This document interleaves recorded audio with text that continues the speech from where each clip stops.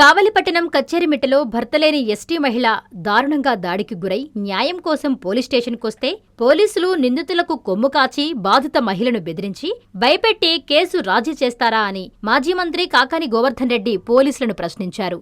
సోమవారం కావలికి వచ్చిన మాజీ మంత్రి కాకాని, మాజీ ఎమ్మెల్యే ప్రతాప్ కుమార్ రెడ్డితో కలిసి బాధిత మహిళను పరామర్శించారు. జరిగిన ఘటనను అడిగి తెలుసుకున్నారు. అనంతరం ఆయన మీడియాతో మాట్లాడారు.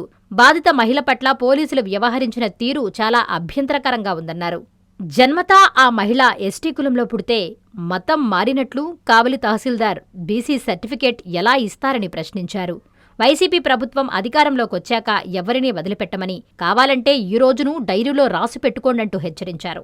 ఎవరైనా పోలీసులు స్టేషన్లో ఎఫ్ఐఆర్ కట్టాలంటే ఎమ్మెల్యే చెప్పాలా? ఎమ్మెల్యే చెబితే బాధితులను నిందితులను చేస్తారా అని కాకాని ప్రశ్నించారు.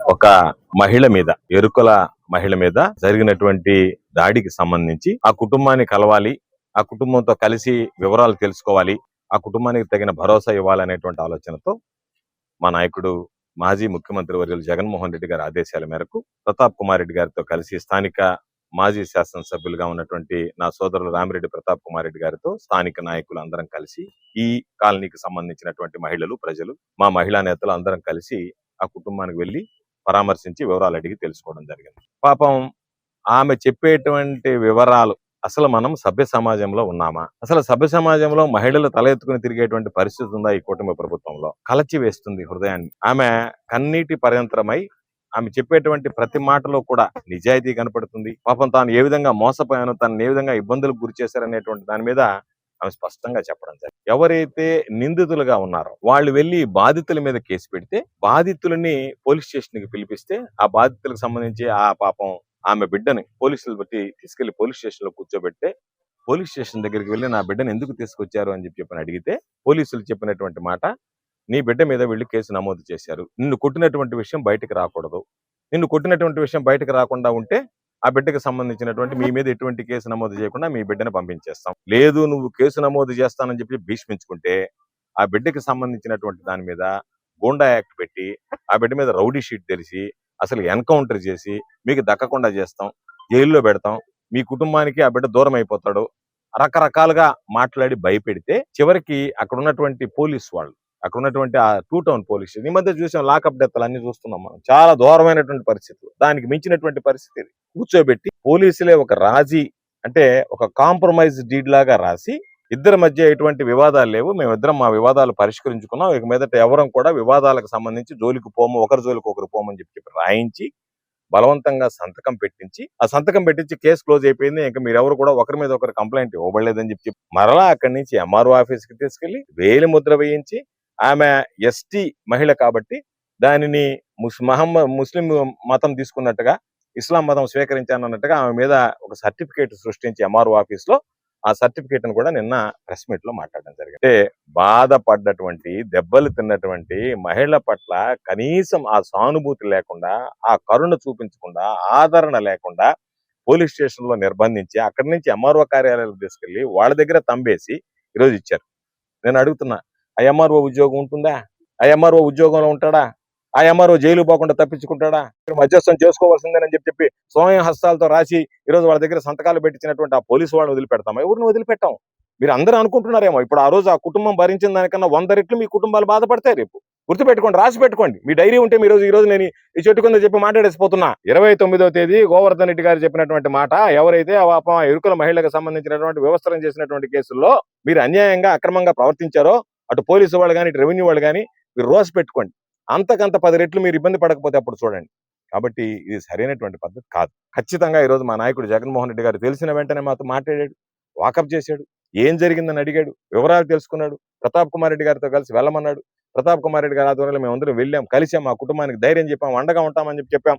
ఖచ్చితంగా రాబోయేటువంటి రోజుల్లో మేమేదో సొగాలి ప్రీతిలాగా లేనప్పుడు రాజకీయాలు కొడుకుని అధికారంలోకి వచ్చిన తర్వాత వదిలిపెట్టేటువంటి వ్యక్తులు కాదు. మాకు పవన్ కళ్యాణ్కి జనసేనకి చాలా తేడా ఉంది. మేము ఏదైతే ఈ రోజు ఈ కేసును టేకప్ చేసామో వాళ్ళకి వెళ్ళి చెప్పాము, 100% ఆ కుటుంబానికి న్యాయం జరిగే విధంగా పోరాడతాం తప్ప మరొక విధంగా పోరాడడం. వేరే ఈ రోజు రాజకీయం కోసం మాట్లాడడం లే, రాజకీయ అవసరాలు లేవు, ఈ రోజు ఎన్నికలు లేవు, 3 సంవత్సరాలు జరిగేటువంటి ఎన్నికల కోసం ఈ రోజు నుంచే ఉండాలి కాదు. కానీ జిల్లాలో ఈ నియోజకవర్గంలో ఒక మహిళకి అన్యాయం జరిగితే మాజీ ప్రజాప్రతినిధిగా తనకు బాధ్యత ఉంది అని చెప్పి ఈ రోజు మమ్మల్ని అందరిని ఆహ్వానించి తీసుకొచ్చాడు ప్రతాప్ రెడ్డి గారు.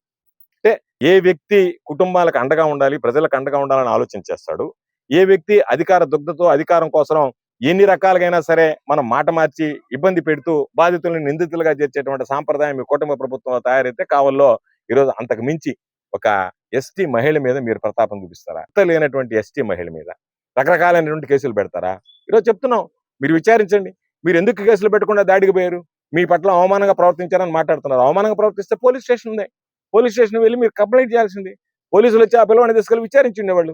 వీటన్నిటిని పక్కన పెట్టి చట్టాన్ని మీ చేతిలోకి తీసుకుని వీళ్ళు దౌడ్యం చేసి దౌర్జన్యం చేసి పాపం వివస్త్రం చేసి పాపం ఆమె దిక్కు లేక ఇంటిలోకి పరిగిస్తే బట్టలు లేకుండా మరలా ఈ రోజు వచ్చి మీరు తగుదనమ్మా అంటే ఒక ప్రెస్ మీట్లు పెట్టించి మాకు ఇట్ట జరిగిందని చెప్పి వాళ్ళ చేత మాట్లాడించి కులాల మధ్య మతాల మధ్య చుచ్చిరేపి గ్రామాల మధ్య కాలనీల మధ్య గ్రామాల్లో ఉండేటువంటి ప్రజల మధ్య ఆ శాంతి లేకుండా చుచ్చిరేపేటువంటి ప్రయత్నంలో మేము ఈ రోజు వచ్చామంటే మేము రాజకీయాలకు రాలేదు. మరలా చెప్తున్నాం, మేము ఆ కుటుంబాలకు అండగా ఉండాలి, ఆ కుటుంబానికి అన్యాయం జరిగింది కాబట్టి అండగా ఉండాలని. ఆ కుటుంబానికి అండగా నిలవాలనేటువంటి వచ్చిన సందర్భంలో వచ్చినటువంటి 10 నిమిషాల్లోనే వాళ్ళ ఘనకార్యాలన్నీ ఎవరైతే ఈ రోజు నిందితులుగా మేము పేర్కొంటున్నామో వాళ్ళందరూ ఘనకార్యాలు ఇక్కడ ఉన్నటువంటి వాళ్ళందరూ మాట్లాడుతున్నారు. ఎన్ని రకాలుగా ఎంతమందిని ఇబ్బందులు పెట్టారో చెప్తున్నారు.